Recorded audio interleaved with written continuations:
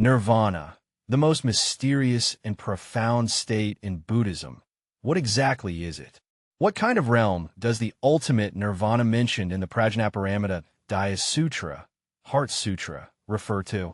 Amidst the fog of samsaric rebirth and death, how many practitioners have spent their entire lives seeking this ultimate answer? Behind these four characters lies what profound wisdom? It is said that during an extraordinary Dharma assembly, the great Bodhisattva of wisdom revealed to all beings the true meaning of ultimate nirvana, guiding countless lost hearts to find their way home. This church, buried in the dust of time, may open a window for us to the path of enlightenment. On the southern bank of the Hung River in the land of India, within the precious Moon Sutra Assembly Hall, an extraordinary Dharma assembly is about to commence. As the heavy rain ceased, the air was filled with a mingling scent of earth and blossoms, while a rainbow stretched across the sky like a silk ribbon. In the ancient lecture hall within the monastery, hundreds of practitioners sat in silent meditation, their expressions solemn yet filled with anticipation. Brother Shanming, I have heard that you have renounced royal titles and high official positions, traveling thousands of miles to come here to listen to the Dharma. A middle-aged man dressed in coarse cloth asked. The elder known as Shanming sighed deeply. Friend Xianming, ever since my only son, Shanju, died in battle 10 years ago, I have almost wished for death. Fortunate to have been enlightened by a Yofeng monk, I began to seek the path of liberation. Over these years, I have traveled to numerous renowned temples across India, yet I have never been able to find true inner peace. At that moment, outside the hall, the wind roared and clouds surged, the sky suddenly darkened. A bolt of lightning tore across the vast expanse, followed by a profound silence. No bird calls or insect chirps, as if the entire world held its breath. A tall monk, clad in a faded kasaya, slowly walked forward. His visage was simple and unadorned, with eyes as deep and tranquil as a serene lake, emanating an ineffable aura of peace and harmony. Venerable Kassapa, a murmur of awe and reverence erupted among the crowd. Venerable Jasha approached the curtain platform, paid respects in all four directions, and then sat down properly.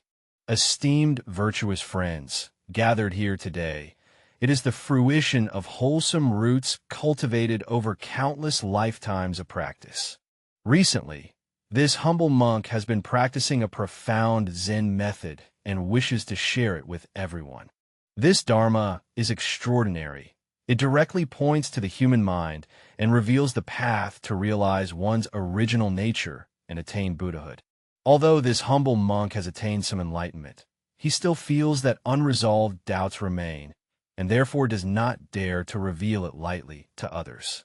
Today, as an exception, I would like to discuss with everyone in hopes of gathering collective wisdom.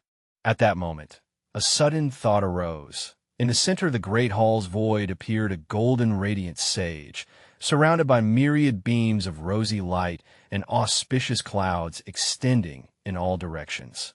A massive golden lotus emerged within the golden light, upon which sat a Bodhisattva dressed in white, radiating a gentle light all over.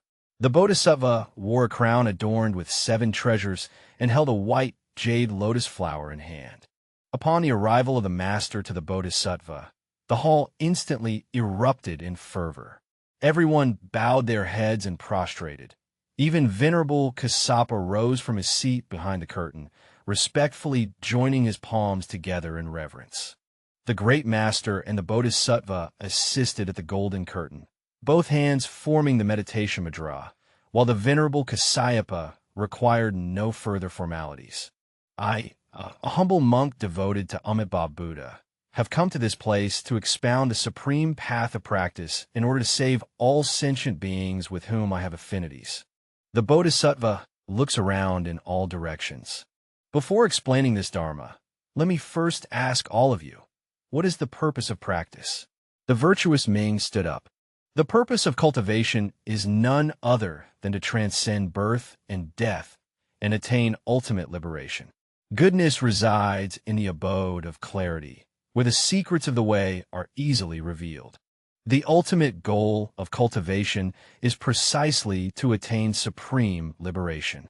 The ultimate state of liberation is described with particular precision in one passage of the Heart Sutra. The Bodhisattva lightly touches with a finger, and golden characters appear floating in the void, heart mirror cloud, illuminating that the five aggregates are all empty, transcending all suffering and distress. It is also said, without aspirations and without virtue, because there is nothing to attain, the Bodhisattva liberates all. In the Prajnaparamita Sutra, the mind has no obstacles. Because there are no obstacles, there is no fear. Being far from distorted dreams, one ultimately attains nirvana. With profound respect, I deeply bow.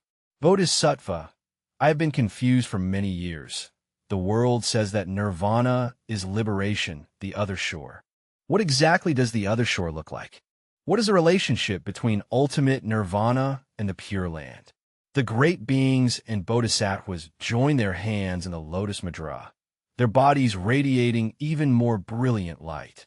Benefactor Shaming's question is well asked. Nirvana and the Pure Land differ in appearance, but their essence is the same. Listen carefully as I explain. Nirvana, in a broad sense, means extinguishment. What is extinguished? The fire of the three poisons, greed, hatred, and ignorance, is extinguished. All afflictions are quenched, allowing the mind to return to tranquility. However, do not misunderstand. Nirvana is not annihilation, nor is it death. Rather, it is the great liberation and great freedom that transcends birth and death. A gleam of hope flickered in Shaming's eyes. But what is ultimate nirvana?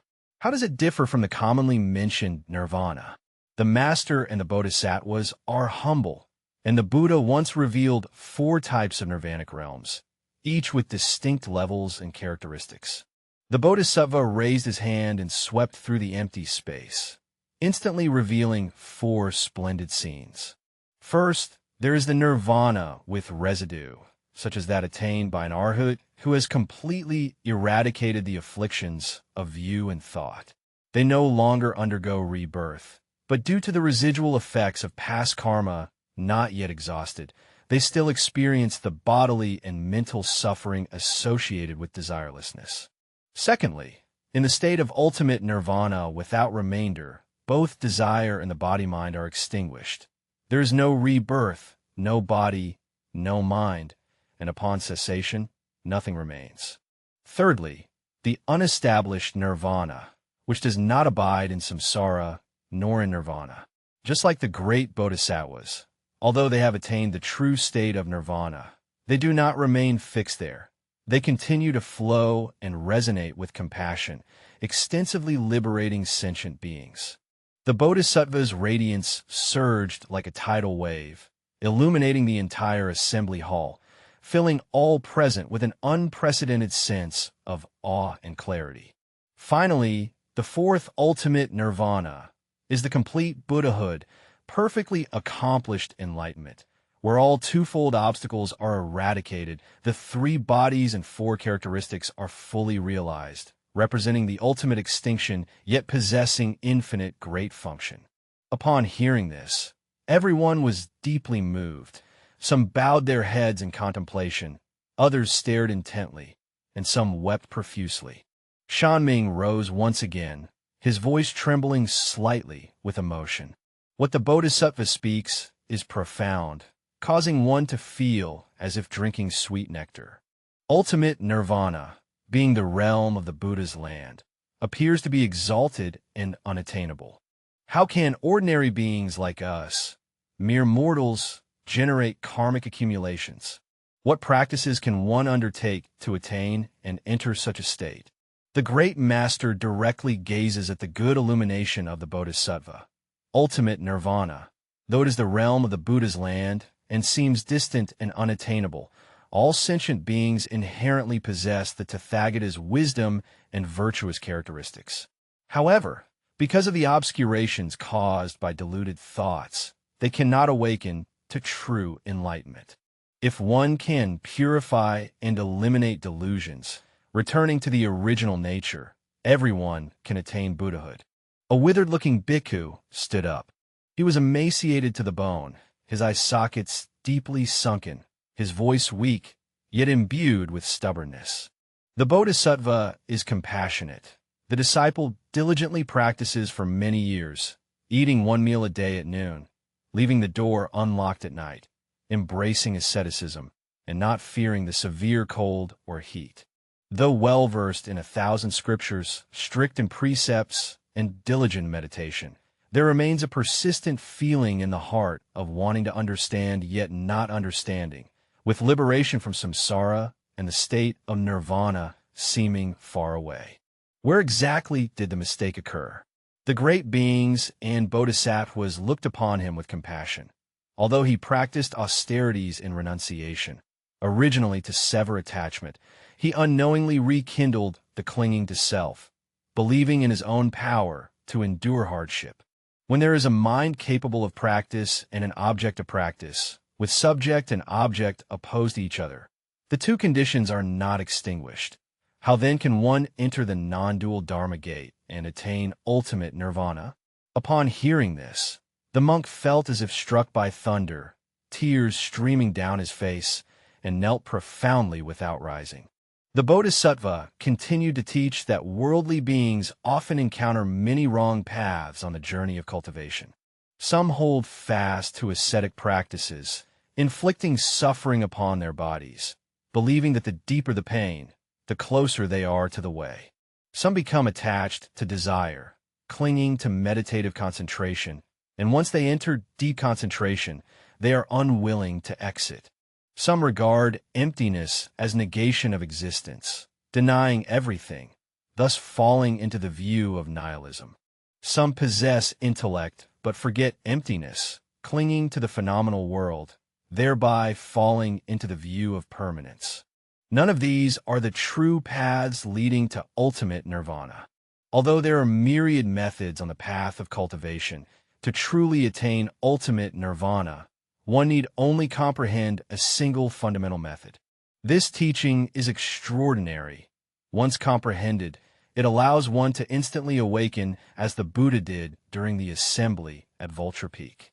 At that moment when the Buddha subtly smiled, one can suddenly realize enlightenment, directly entering the Tathagatagarbha mind, manifesting the realization of ultimate nirvana. Shanming eagerly asked, "What exactly is the path or method?" The great being, now a bodhisattva, gazed around, formed the dhyana mudra, and emitted brilliant light from his body. This supreme path enables sentient beings to attain ultimate nirvana. It is the practice of reciting the Buddha's name alone, abandoning attachment to the 6 sense faculties, and respectfully continuing the recitation. Everyone was momentarily stunned, some unable to immediately comprehend what had happened. A virtuous layperson could not help but ask, "Bodhisattva, you speak of the practice of reciting the Buddha's name, but how does this relate to the ultimate nirvana described in the Heart Sutra, Prajpramitdeya?"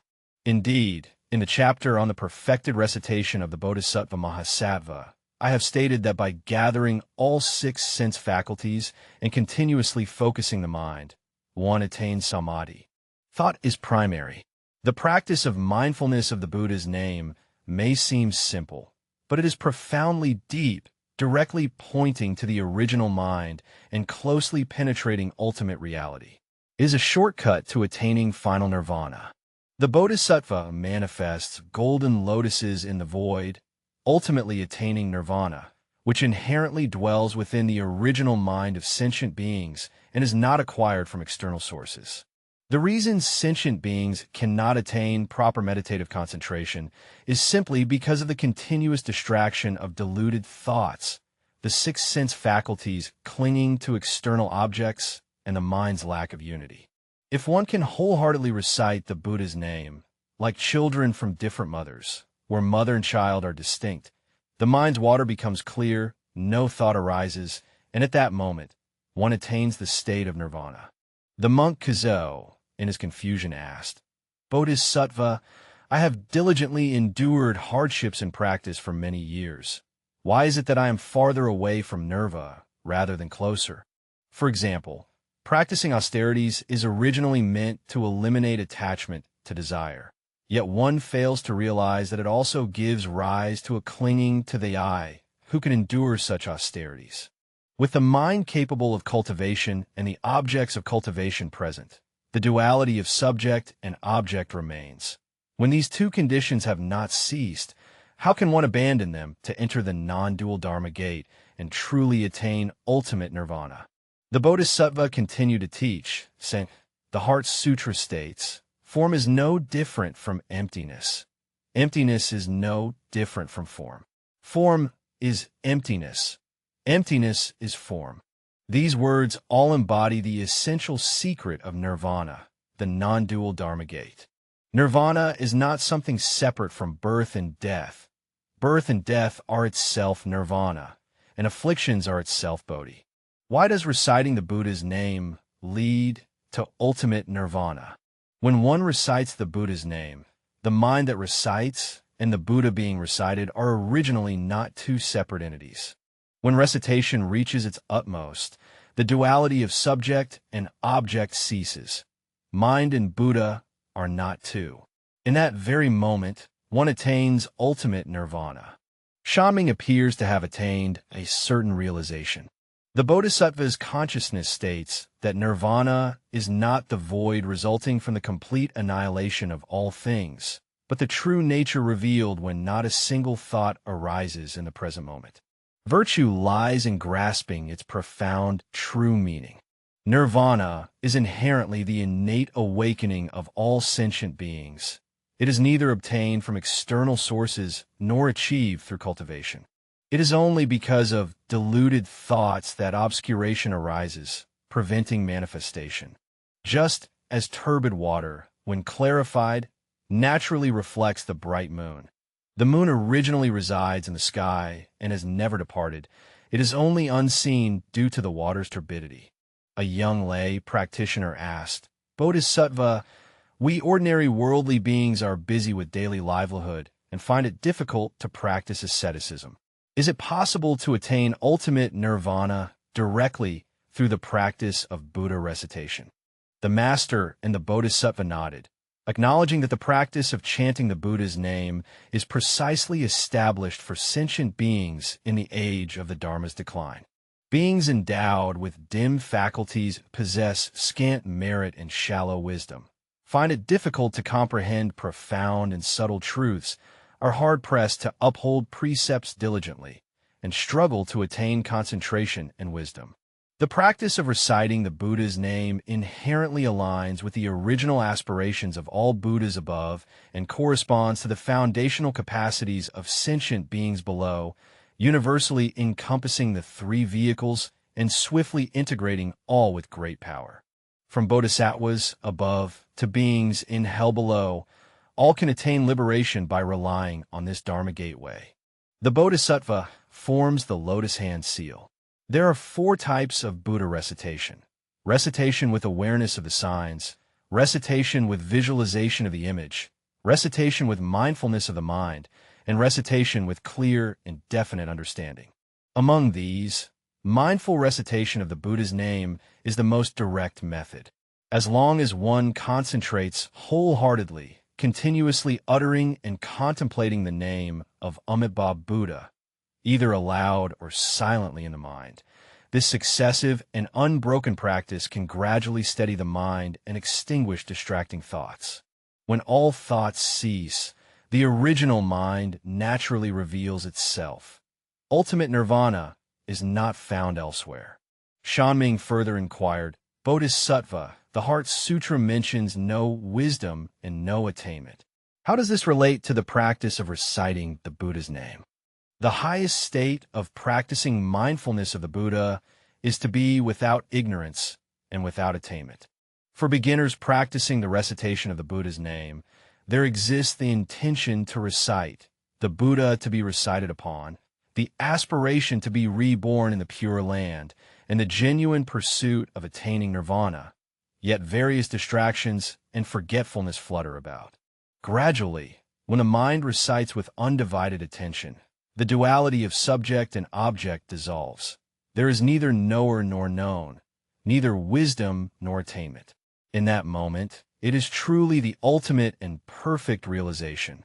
The Bodhisattva raised his head, manifesting boundless radiance. The Heart Sutra states, "Ignorance is extinguished, and with the cessation of ignorance, there is no more aging and death. With the cessation of aging and death, there is no more suffering."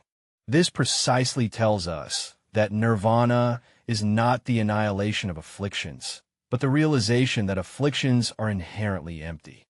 When one reaches the ultimate state of reciting the Buddha's name, one realizes that delusive thoughts are fundamentally empty, abiding immediately in the true nature, thereby attaining the selfless nirvana. The Buddha, Shakyamuni, said in the Shurangama Sutra that reverently contemplating incense offerings encompasses the 6 sense faculties.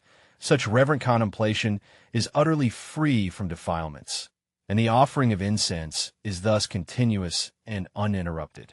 When a person's mind contemplates a single cause with persistent maturity, the 6 sense faculties naturally cease to cling to external objects and take refuge in the practice of mindful recollection of the Buddha.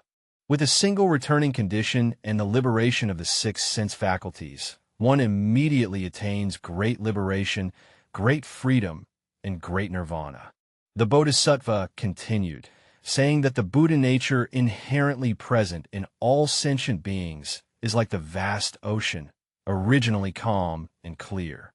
However, due to the wind rising, the waves are stirred, and the surface of the sea becomes turbulent and restless. The 6 sense faculties cling to external forms like waves arising in the great ocean, causing the mind to be unsettled and restless. The practice of reciting the Buddha's name is like the wind ceasing and the waves subsiding, the sea returning to calm, revealing its original face. The ascetic monk rose once again, his face streaming with tears. The Bodhisattva's compassion has led me to finally understand today that after years of ascetic practice without liberation, it was only because of excessive attachment.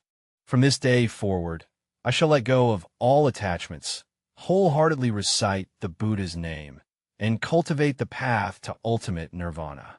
The great being turned towards the Bodhisattvas and the assembly, saying, "Esteemed noble ones, ultimate nirvana is not distant in the heavens. It is present in the very instant of the present mind. If one can let go of attachments, cease delusive thoughts, remain unmoved by external circumstances, and abide in the original mind, then one can enter the wondrous mind of nirvana in all matters and in all places." The practice of reciting the Buddha's name is precisely a profound method that assists us in abandoning scattered thoughts, unifying the mind, and ceasing delusive thoughts. Finally, Shanming asked, "Bodhisattva, how does the recitation of the Buddha's name conform to the principle of the non-duality of form and emptiness as taught in the Heart Sutra?" When reciting the Buddha's name is sound and form, yet the mind engaged in recitation remains empty and serene. When reciting deeply, one realizes that although the Buddha's name has sound and form, it is like a dream or an illusion. Its true nature is emptiness. Although the mind of reciting Buddha's name is empty, tranquil, and without form, it can manifest various merits and wonders, subtle existences arising from emptiness. By practicing in this way, one can attain the state of purity and clarity where form and emptiness are non-dual, and birth and death, as well as nirvana, are non-dual. The Bodhisattva stood up, spreading both hands, and a radiant light emanated from the body, illuminating the 10 directions. Ladies and gentlemen, what I speak today is merely a skillful means to open your understanding. At the point where words and language cease, it is essential to focus the mind correctly. Ultimate nirvana is beyond words and cannot be attained through conceptual thought. It can only be truly realized through direct, correct knowledge. I earnestly hope that from today onward, all beings will let go of attachments, wholeheartedly recite the Buddha's name, and surely attain the pure and ultimate nirvana. The form of the master and the Bodhisattva gradually faded away, transforming into a golden light soaring into the sky. Venerable Jyasha ascended the high platform, and the master's teachings to the Bodhisattvas on this occasion were a rare and precious opportunity that comes once in a millennium. Everyone should keep this firmly in mind and practice accordingly. Undoubtedly, great benefits will be attained. A virtuous layperson asked the Venerable, "You have attained the fruit of arhatship. May I ask your views regarding what is said about Bodhisattvas?" The Venerable Anathapindika smiled gently. What the Bodhisattva revealed was precisely the realm realized by the Buddha. Although I have attained partial nirvana, I am still far from ultimate nirvana. From this day forward, I shall also follow the teachings of the Bodhisattvas, wholeheartedly reciting the Buddha's name, seeking to realize ultimate nirvana. Everyone in the lecture hall rose together, joined their palms in Anjali Mudra, and chanted Namo Amitabha Buddha aloud. The sound of the Buddha's name rises and falls continuously, gradually merging into a single stream, like trickling streams flowing into the vast ocean. As the sound of the Buddha's name arises, the delusions in the hearts of all beings gradually settle, afflictions slowly fade away, and the mind becomes tranquil and peaceful.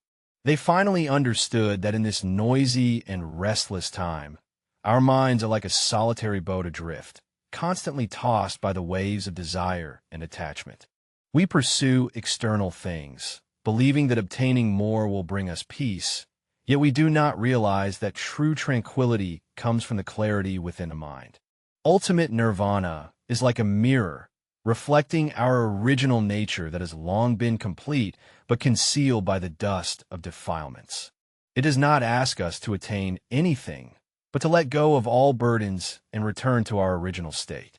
Just as the ocean is fundamentally calm, once the wind ceases and the waves subside, it naturally returns to tranquility.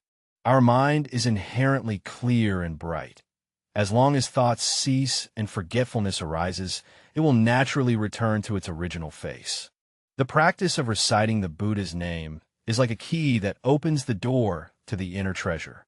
It is both simple and profound, both universal and particular, suitable for the most dull beings, yet capable of leading to the highest and most profound realms. When we recite the Buddha's name, with a single thought in mind, fully focused on that one thought, the scattered mind naturally converges into one place, the defiled thoughts naturally dissolve, and the inner treasure naturally reveals itself. After the Master showed the Bodhisattvas the way and departed the precious Moon Sutra Hall, a lamp was lit in the heart of each person. They understood that ultimate nirvana is not afar, but right here and now. Let go of attachments for a year, extinguish delusions, maintain mindfulness, and the present moment itself is nirvana. And the beginning of all this requires only a Buddha's name and a heart of repentance to open the gate leading to ultimate nirvana. Today, this door is also open to us. In this time filled with suffering and uncertainty, can we also let go of our inner attachments, cease the endless pursuit, and return to our originally pure and serene self? Perhaps the repeated Buddha name recitations are like the guiding beacon leading us back home.